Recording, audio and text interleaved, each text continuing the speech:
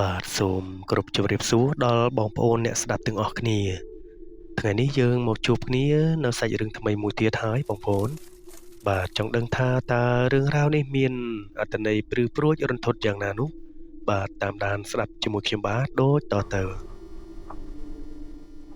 នៅចុងភូមិតូចមួយក្នុងភាពស្ងប់ស្ងាត់មានផ្ទះឈើមួយដែលស្ថិតនៅលើដីខ្ពស់បន្តិចផ្ទះនោះ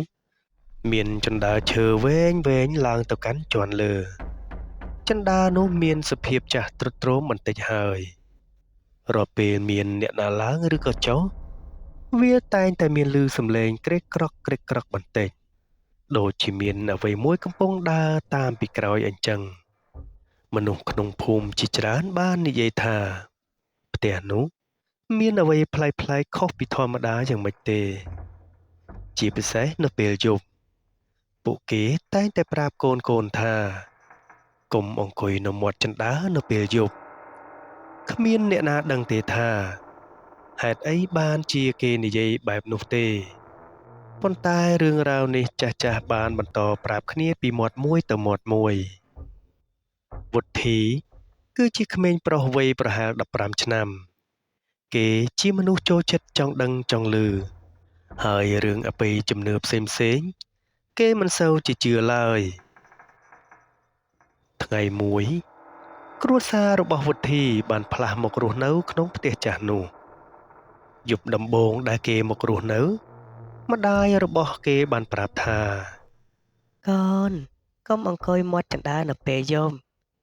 ចាស់និយាយប្រាប់ថាវាមិនល្អទេវុទ្ធីក៏សើចតិចហើយគិតថាវាជារឿងគួរឲ្យអស់សំណើចទៅវិញយប់ទី1មកដល់សមាជិកក្នុងគ្រួសារក៏នាំគ្នាចូលគេងអស់នៅតែវុទ្ធីមិនទាន់គេងគេយកទូរស័ព្ទមកលេងហើយដើរចេញមកក្រៅបន្ទប់នៅក្រៅបន្ទប់បរិយាកាសស្ងប់ស្ងាត់ខ្លាំងណាស់ខណៈពេលនោះដែរខ្យល់បក់ប៉ះជណ្ដើរធ្វើឲ្យឮសំឡេងក្រកក្រាកវុទ្ធីក៏គិតថាកន្លែងនេះត្រជាក់ល្អដូច្នេះគេក៏អង្គុយនៅមាត់ជណ្ដើរនោះគ្រាន់តែអង្គុយបានបន្តិចគេមានអារម្មណ៍ថាដូចមាននរណាម្នាក់កំពុងឈរនៅខាងក្រោមលុះមិនយូរប៉ុន្មានគេចាប់ផ្ដើមឮសំឡេងដូចជានរណាម្នាក់កំពុងឡើងជណ្ដើរវុទ្ធីក៏គិតថាប្រហែលជាម្ដាយរបស់គេប៉ុន្តែពេលគេមើលចុះទៅក្រោមគ្មានឃើញនរណាម្នាក់ឡើយសំឡេងជើងនោះក៏ស្ងាត់ភ្លាមវុទ្ធីចាប់ផ្ដើមមានអារម្មណ៍ចម្លែកខ្យល់ត្រជាក់បក់ពីក្រោមជណ្ដើរភ្លាមនោះគេឮសំឡេងស្រាលដូចជាសំឡេងមនុស្សកំពុងតែខ្សឹបអង្គុយទីនេះមែនទេវុទ្ធីភ្ញាក់ផ្អើលគេក៏ក្រោកឈរឡើងភ្លាមគេក៏ព្យាយាមរកមើលតើសំឡេងនោះជាអ្វីប៉ុន្តែក៏មិនឃើញមានអ្វីឡើយលុះដល់យប់បន្ទាប់វុទ្ធីសម្រេចចិត្តថាគេចង់ដឹងថាវាជាអ្វីគេក៏មកអង្គុយនៅមាត់ជណ្ដើរនោះម្ដងទៀតពេលយប់កាន់តែជ្រៅភ្លើងក្នុងផ្ទះចាប់ផ្ដើមភ្លឺស្រអាប់ក្រោមជណ្ដើរមានស្រមោលខ្មៅមួយដែលចាប់ផ្ដើមលេចឡើងយឺតវាមានរូបរាងដូចជាមនុស្សប៉ុន្តែផ្ទៃមុខរបស់វាវុទ្ធីមើលមិនឃើញឡើយស្រមោលនោះក៏ចាប់ផ្ដើមឡើងលើជណ្ដើរយឺតសំដៅមករកវុទ្ធីភ្លាមនោះដែរវុទ្ធីស្រឡាំងកាំងស្ទើរតែដកដង្ហើមមិនចេញ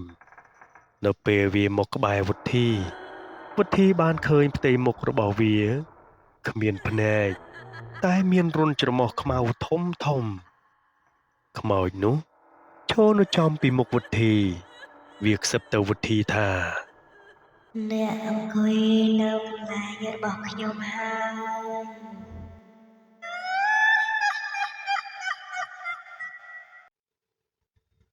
សំឡេងនោះស្រាល